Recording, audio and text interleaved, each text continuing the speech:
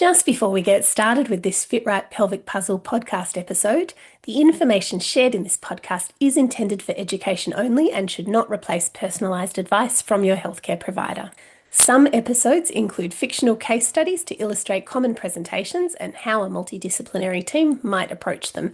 These stories are entirely fictional and are drawn from a mix of experiences in clinical practice, so any resemblance to real people is purely coincidental.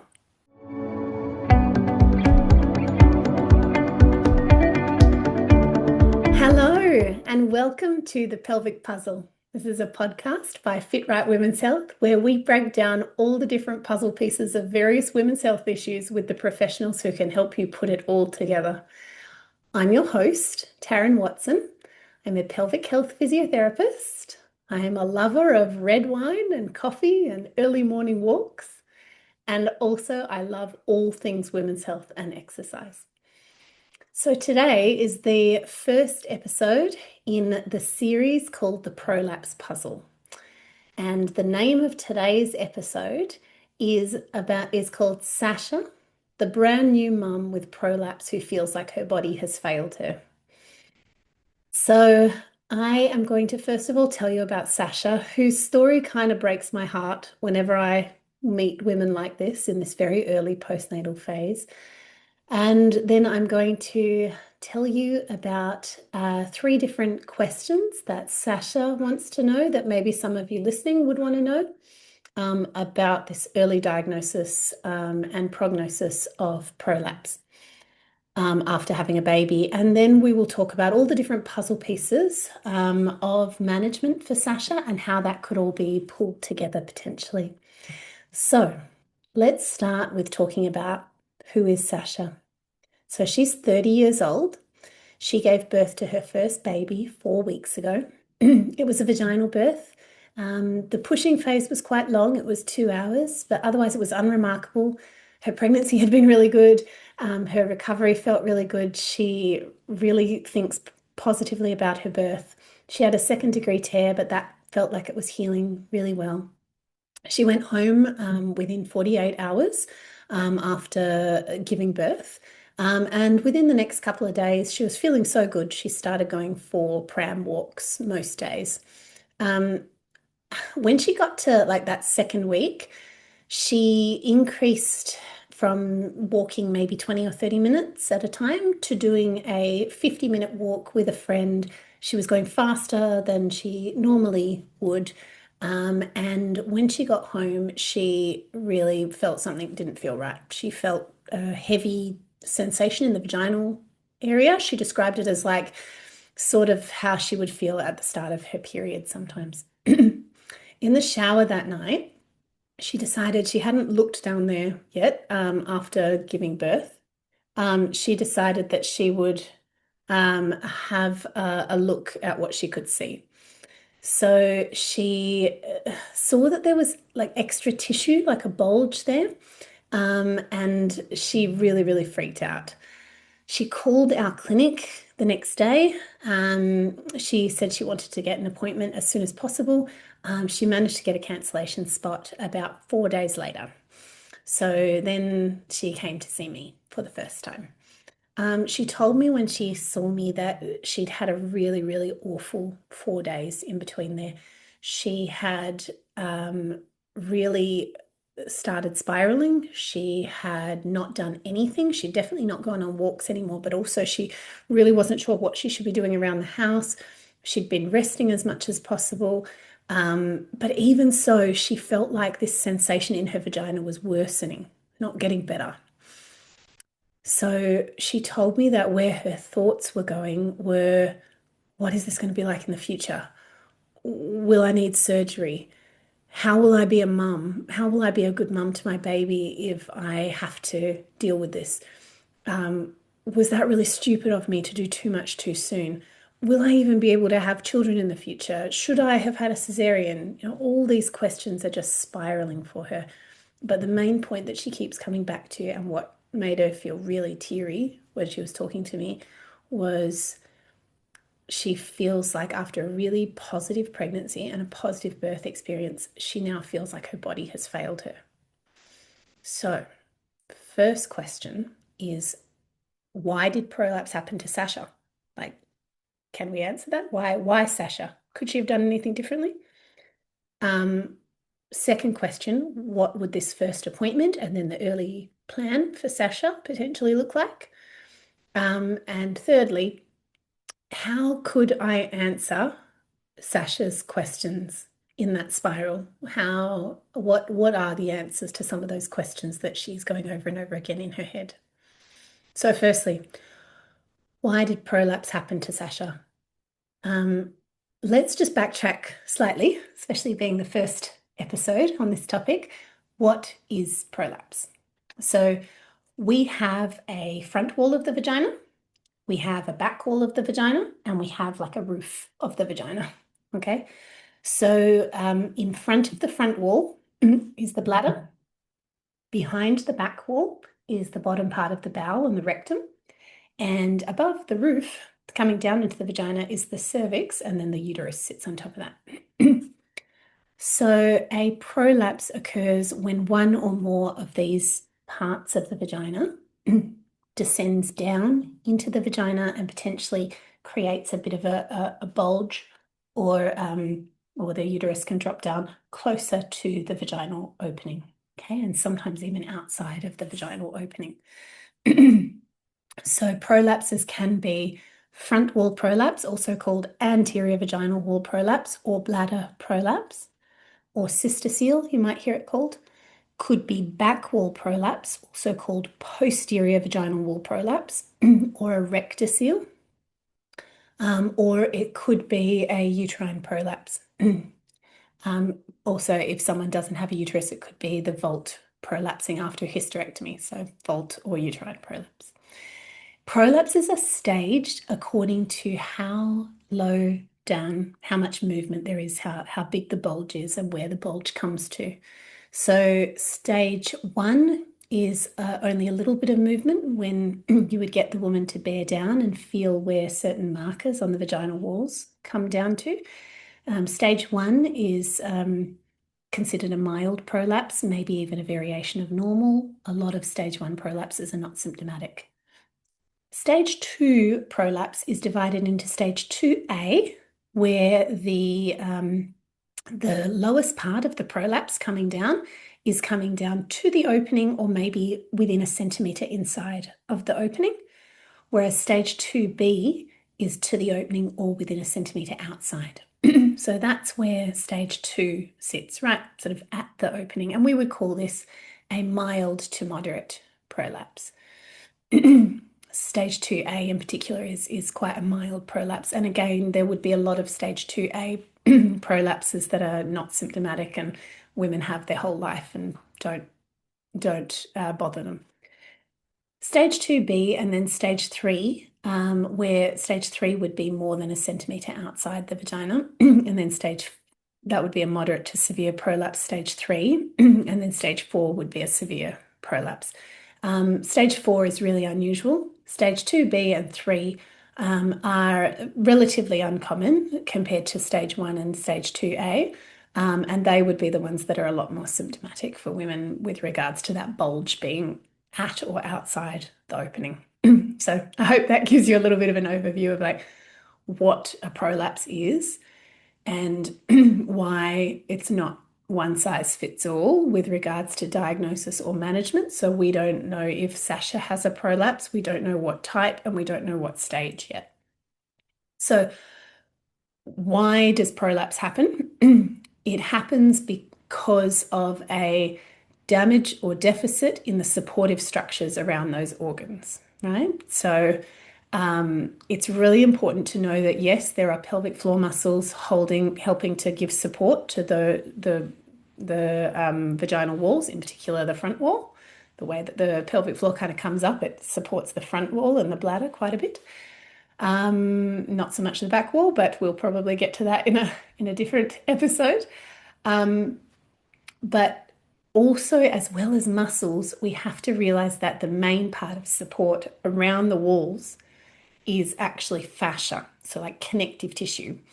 So the cause of a prolapse is more to do with poor support in either an injury or like distension of the connective tissue, the fascia. So think about a piece of Glad wrap, and I have some Glad wrap here. I have Glad wrap that's like a few pieces over the top of each other. Um, Imagine that this was around the bladder, between the vagina and the bladder, and kind of holding it up like a sling, like that. And it's really firm. I can't really pull it. It's supporting the bladder really nicely, and there's no way that the bladder can move very far down into the vagina. Whereas, for various reasons, that connective tissue, that glad wrap, can thin and be distended and stretched and then not as supportive. It can also potentially get a tear in it. Okay, like you can actually get tears in the fascia. A very distended piece of cling wrap or a piece of cling wrap that has a tear in it would obviously not give as much support to the organs behind it as the first one you saw of that cling wrap that's multiple layers of really firm connective tissue. So I hope that kind of gives a little bit of a background as to like what is a prolapse, why would one of those organs start to come down? And there's so many risk factors when it comes to why did this happen to Sascha? There's so many risk factors, but obviously for Sascha and for a lot of women, the main risk factor is something happening during a vaginal birth. So before vaginal birth, we've got pregnancy risk factors, and pregnancy hormones are doing such a fabulous job throughout the pregnancy of preparing for vaginal birth. Even if you don't end up having a vaginal birth, your body didn't know that. So your body has been, the connective tissue around the pelvis in your body in particular has had these hormonal effects where it's got more flexible and it's got more movement, and the organs do have a bit more movement than normal. So that was happening even before birth. But then during a vaginal birth, that's when injuries can happen to the fascia or the muscles or both, which could be a reason for Sascha why the support there is less than normal. Okay. So there's also lots of other factors to consider for Sascha. Does she have a family history of prolapse or connective tissue disorders where everything's more flexible? And was there anything during her birth that put her more at risk of this distension or connective tissue injury happening? That could be things like forceps or a baby bigger than 4 kilos or with a really large head circumference, or a baby that was a posterior presentation or had shoulder dystocia. Now, probably, I don't think any of those things were in Sascha's history. She did have quite a long pushing stage, longer than an hour and a half, which could contribute to it as well. But there is probably no one factor of why this might have happened to Sascha compared to somebody else. It's probably very multifactorial. And also, we have to just pause here and say we don't actually know yet if Sascha has a prolapse, okay? Because nobody's assessed it yet. The big question for Sascha was, could she have prevented this happening? And that is multifactorial and almost impossible to answer. There's a huge mix of like preventable and non-preventable factors here. It's not because of one particular thing, but I'm sure what's going through Sascha's mind is, should she have been walking that much that soon? Like, because for her, it felt like it was after one of those walks. Now, I guess if I had have met Sascha in late pregnancy, which I do get to do with a lot of women, which is great, I probably would have set it up for her with the expectation that that would have been a bit too much load too early, in my opinion, for rehab and for after a vaginal birth, for all those structures that are at their most flexible, potentially dealing with a rehabilitation of some injuries. Like, I probably would have advised her to not go on long walks in those first couple of weeks, and then from week 2 to 6 just go on really short, gradually increasing walks, right? So she probably did load the area more than I would have recommended, but was that the cause of her symptoms definitively? Would she have been symptomatic anyway? Maybe. We don't know, and it's definitely not worth focusing on that, on something that can't be helped now. So I guess the other thing just to really be thinking about here is I want Sascha to know that this is probably the worst it's going to be, that she is not broken, and that 3 or 4 weeks or whatever she is post birth is probably the peak of where everything's going to be the most symptomatic. This is the peak of where everything in that area has not great support. This is the peak of where, if there's any injuries, they're still recovering. This is, things are so likely to get better from this point that I just want her to definitely go away from this first appointment knowing that no matter what we find on an assessment, that she is not broken. This is not her fault. She is going to feel better in the future, and this is not a death sentence for her exercise, for having more babies, for anything like that. What we really need to do in this first appointment with Sascha, and this brings me to my second point of what would this early assessment and treatment plan look like for Sascha. I really, really, really want Sascha to go away from this appointment feeling calmer, feeling more comfortable, feeling positive about what she's going to do long term, and understanding that the two probably main things that she could do at this point that would make her symptoms better and her long-term recovery a bit more tricky are deconditioning. Like, I don't want her to do nothing. I want her to keep working out how we can keep gradual load and gradual resistance training and gradual exercise so that she doesn't decondition unnecessarily. And I want to stop any hypervigilance in its track. I want to help her stop this spiraling. I want to help her stop having a very large part of her brain being aware of the vagina constantly during the day. I want her to reset her nervous system and start again and know that she is not broken. So, what would we do in this first appointment? Because she's before 6 weeks post birth, I wouldn't be doing a full vaginal exam to assess for prolapse. I would, however, be offering her, if she would like me to do a visual assessment of the outside of the vaginal area, the vulva, the perineum, have a look at what I can see from externally, because that will give me a lot of information.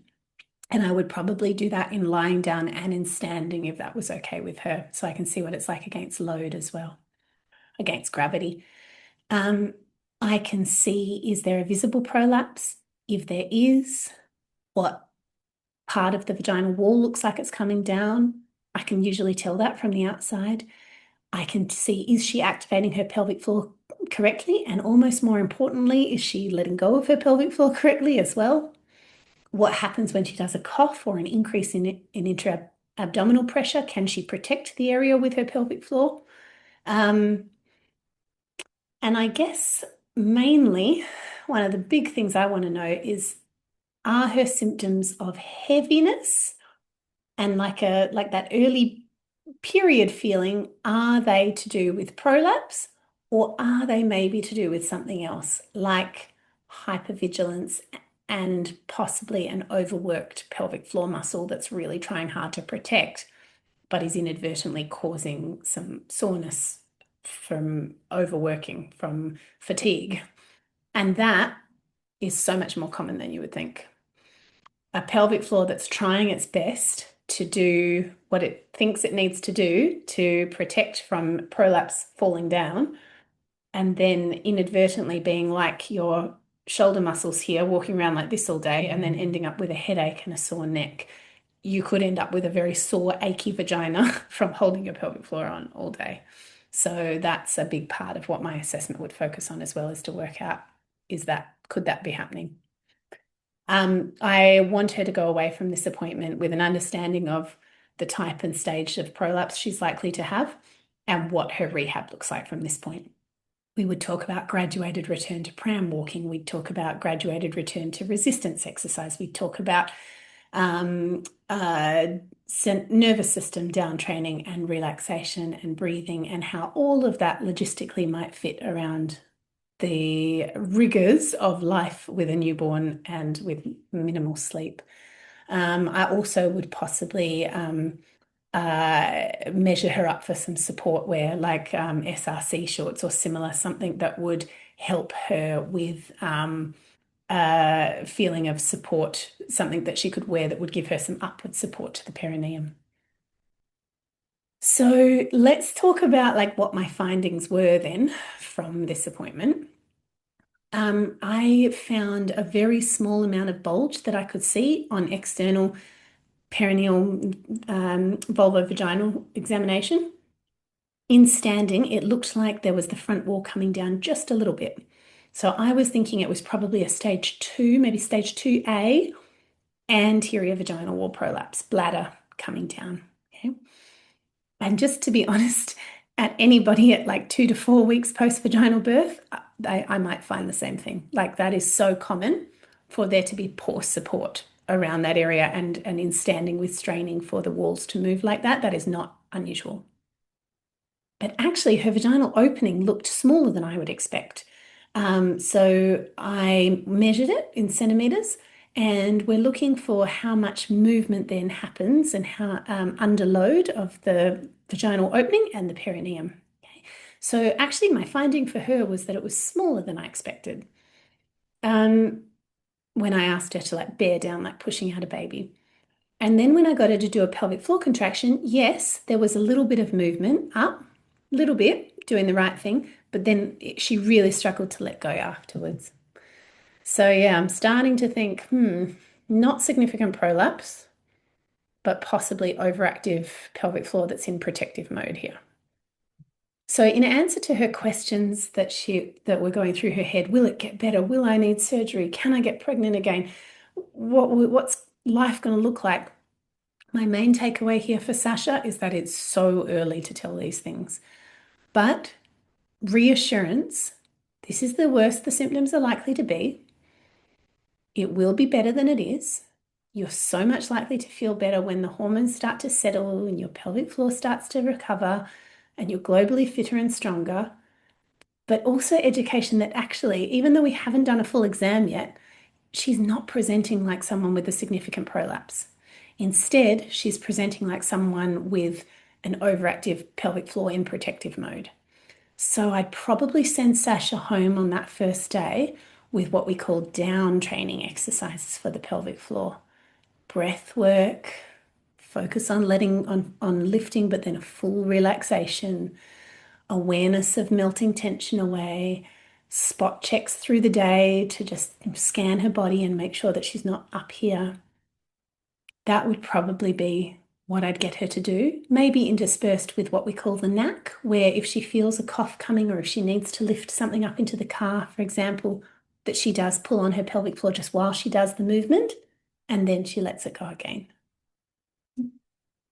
Regarding surgery, there is no way that surgery would be considered in the near future for someone like Sascha, even if a more significant prolapse was found.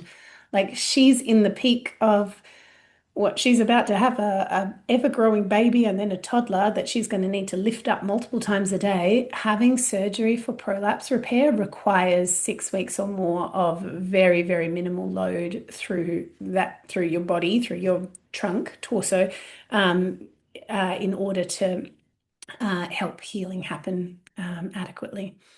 So take surgery off the table. We're not thinking about that. The getting pregnant again, I would really reassure her that getting pregnant again is something that she does not need to worry about. So many women get pregnant again after a prolapse diagnosis. Most of the time, it doesn't negatively impact future pregnancies and birth. Depending on individual circumstances, the symptoms might worsen in future pregnancies or after a subsequent vaginal birth, but not always. Sometimes, the literature shows that it's actually the first vaginal birth that's the most likely to do any damage to the connective tissue and the pelvic floor. So we can't definitively say that future vaginal births will definitely make prolapse worse. She may choose to birth differently next time, but she may not. And these are things that we can just touch on at this time, but just reassure and push down the track because they're not things that should be worrying her at this point. She probably doesn't even have a significant prolapse. So, to finish with, for Sascha, the puzzle pieces that we would be pulling together to help Sascha. Pelvic floor exercises, yes, but like I said, maybe in a different sort of way to what she's expecting, more of a down training way, at least to start with. And then a full vaginal exam after 6 weeks post-birth to adapt pelvic floor exercises, maybe. Pressure management. This is another puzzle piece and something that can be taught by a physio, a fitness professional who works in the area, an exercise physiologist or physio who works in this area. We can teach how to breathe, how to lift, how to do activities of daily living in a way that doesn't unnecessarily put pressure down through there. So how to use your core in a way and your breath in a way that minimizes pressure. Also under the term pressure management would come like emptying your bladder and bowels in a way that doesn't unnecessarily put strain on that area. Graduated exercise programming. So let's pull exercise down as another puzzle piece. Graduated return to walking, maybe a little bit slower return to it and a little bit more down the track, but walking. Graduated return to resistance training, graduated return to any other exercise of her choice. Lots of stretching, lots of mobility work would be great in new motherhood as well. So we have our baby and me exercise classes. There'd be other examples of this where it's like supervised with volunteers who look after the babies in the same room while the mums get work with a physio to rehabilitate in a pelvic floor friendly way. Maybe support shorts could be another puzzle piece, compression shorts. Maybe a pessary. We will come back to this. I'm not sure if Sascha's going to end up needing a pessary, but in another episode or multiple other episodes, we'll probably talk about a vaginal support pessary to help prolapse symptoms. Maybe medical management, maybe a women's health GP might be a puzzle piece here that we pull in. If we're deciding on pessary management, a women's health GP needs to do a pre-assessment. But also, I think pulling the puzzle pieces of women's health GP and a counsellor or a psychologist into the team might be helpful for someone like Sascha if she continues to spiral with these thoughts of what might happen down the track and feeling like her body is broken. She possibly needs someone to help debrief and rewire how she's thinking about things and help her to cope with potentially any anxiety that's coming up, any hypervigilance, any dark thoughts, any postnatal depression. And then maybe a final puzzle piece might be the dietitian as well. Like I said about if we were to find that straining on the toilet to use her bowels is an issue, then that could definitely be something that needs help to prevent further pressure down on that area. So, thank you so much for tuning in to the Pelvic Puzzle. I hope that this episode resonated with you talking about Sascha, and if it did, I'd love for you to share this with a friend or leave a quick review. It would really help other women to find this kind of information. And if you're looking for support, the team at Fit Right Women's Health is always here to help. Our vision has always been to bring together different women's health practitioners under the one roof to manage women like Sascha and maybe like you. Our women's health clinic is in Applecross, Western Australia, and we also offer telehealth appointments. You can find links to book an appointment or an exercise class with us in the show notes.